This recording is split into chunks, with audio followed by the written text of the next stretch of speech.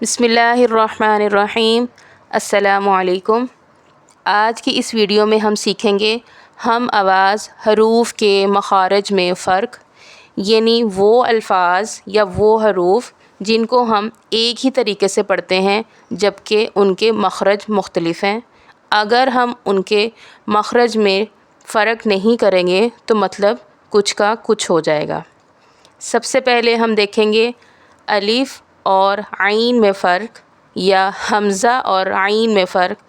جیسا کہ میں نے آپ کو اپنی پچھلی ویڈیو میں بتایا تھا کہ الف کے اوپر جب زبر، زیر یا پیش آ جائے تو وہ حمزہ کہلاتا ہے۔ حمزہ کی آواز ہے جھٹکے والی، جبکہ عین کی آواز ہوتی ہے بنا جھٹکے والی۔ اس کو ہم مثال کے ساتھ دیکھتے ہیں۔ علیم عین کے ساتھ، اس کا مطلب ہے جاننے والا۔ علیم الف کے ساتھ، اس کا مطلب ہے دردناک۔ یہاں مثالوں کے ساتھ سمجھانا اس لیے ضروری ہے تاکہ آپ کو سمجھ آ سکے کہ جب ہم ایک حرف کی جگہ دوسرا حرف لگا دیتے ہیں تو مطلب میں کتنا چینج آ جاتا ہے۔ نیکسٹ ہم چلتے ہیں تا اور تو میں فرق۔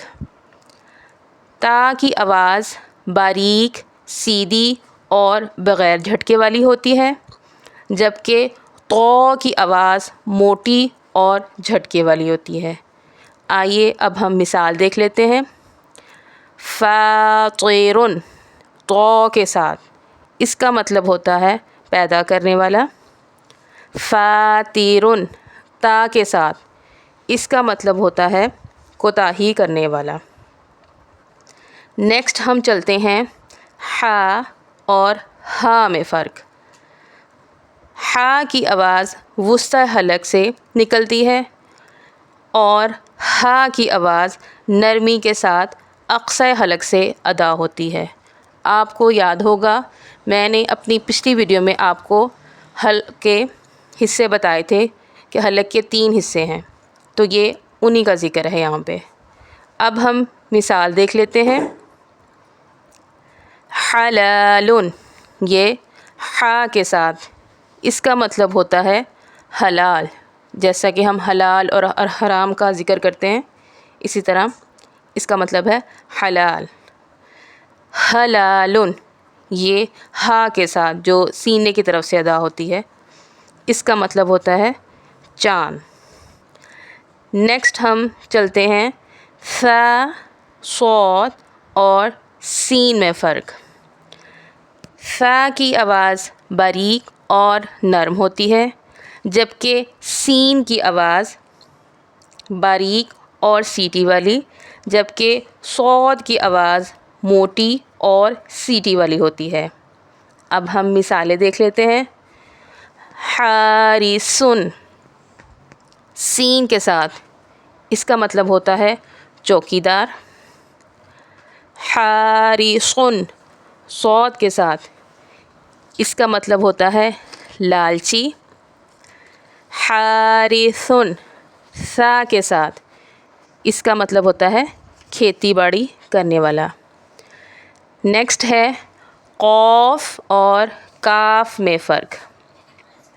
قاف کی آواز موٹی اور جھٹکے والی ہوتی ہے، جبکہ کاف کی آواز باریک اور بنا جھٹکے والی۔ آئیے اب ہم مثال سے دیکھ لیتے ہیں۔ کل کاف کے ساتھ جو باریک پڑھی جاتی ہے، اس کا مطلب ہوتا ہے کھاؤ۔ قل قاف کے ساتھ جو موٹا پڑھا جاتا ہے، اس کا مطلب ہوتا ہے کہو۔ نیکسٹ ہے زا، ظا، ضاد اور ذال میں فرق۔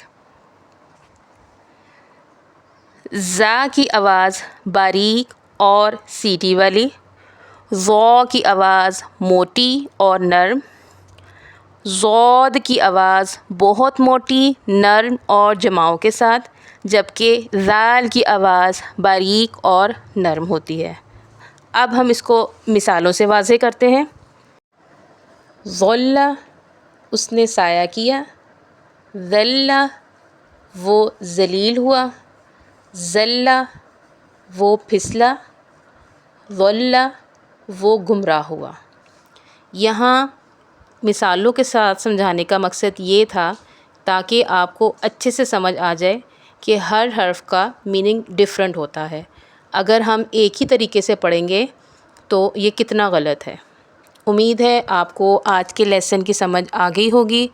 میرے اس چینل کو سبسکرائب کیجیے گا، شیئر کیجیے گا، کمنٹ کیجیے گا۔ اللہ حافظ۔